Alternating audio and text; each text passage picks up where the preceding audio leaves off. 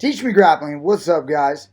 Brian Peterson here, and I just wanted to give you guys a public service announcement that you guys should be working on your wall training, on your either cage for MMA or just wall drills, wall training in your grappling.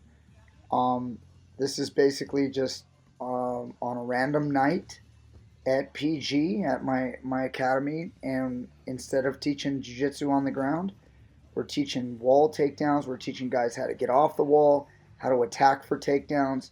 And again, this is great for, there's a double leg, little trip action towards the right.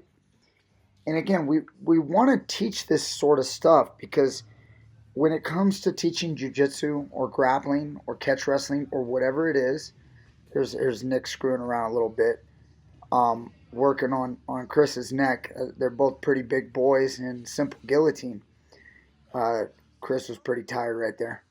So, this kind of stuff is really, really, valid. We spend so much time on the ground.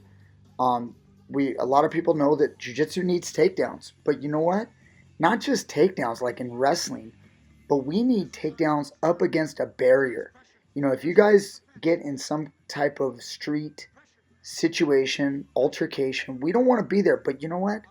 It's very, very possible that there will be barriers. It won't always be out in the open in the middle of a football field. It's much more common that you're going to have a wall, a car, some type of barrier where you could be pushed up against. And you see, like digging for the underhooks, learning how to use these, spreading your base, trying to take somebody down with a single leg up against a barrier is very different than taking somebody down out in the open. And obviously wrestling is, really, really helpful. So with judo and sambo, and those things are really, really helpful for these types of drills.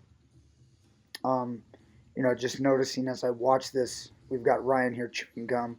You guys should not be chewing gum while you're training. I'll be getting on Ryan about that later. Watch these guys right here. We've got Dave and Eric. Eric is a purple belt, and we've got Dave, who's a black belt. Eric's a little bit bigger, but they're going to be going at it. Look at this, locked hands on a double leg, still could not finish the takedown. Eric tries to go behind. We bring the horn up, get our underhooks back. There's an attempt at a shot. Again, a good snap, and look at all this, jockeying for position with underhooks, attacking with double legs, learning to use the underhooks to keep our opponent from getting to our legs. There's a nice little spin. They're super sweaty. Killer workout. You guys want to get a great workout, do some wall training.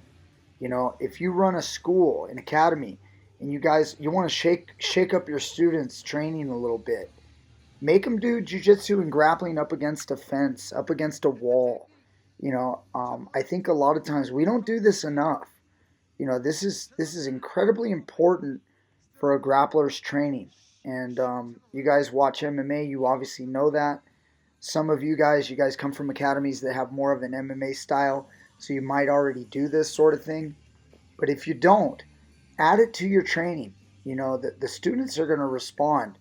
Again, I know sometimes I'm not always talking to instructors, but if you are an instructor, do something like this. This is going to stimulate your growth in your students. This is going to make them overall much, much better grapplers. So this is our last situation here. Watch these guys. There's an underhook. And these guys are totally brand new. Super new. Look at this. Double leg locked just below the butt. He lost his lock. He's getting it again. Very new. These guys have been training for probably like a month and a half. And look at this. Look what he's able to accomplish here. Nice double leg and a takedown. So many jiu-jitsu students, they wouldn't be able to do that in a situation, and unless you're training it. So get out there and do some wall training. Ignore Nick right there. Don't worry about what he's saying. I had to mute everything because I didn't want to get copyright infringement. You guys be able to hear all the Rage Against the Machine we were playing. So hope you enjoyed. We'll see you guys next time with more great stuff.